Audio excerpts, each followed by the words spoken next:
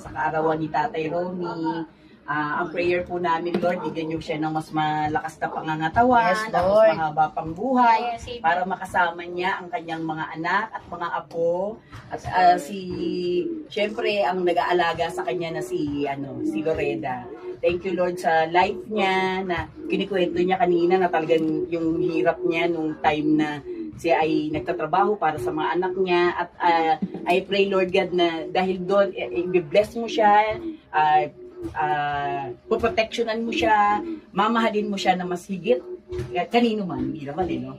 Thank you, Lord, at I pray, Lord God, na sa mga araw, Lord God, yung maging purpose niya, Lord, na mas makilala ka, mas i-aim niya, Lord, sa buhay niya na mas lalong mapalapit sa iyo.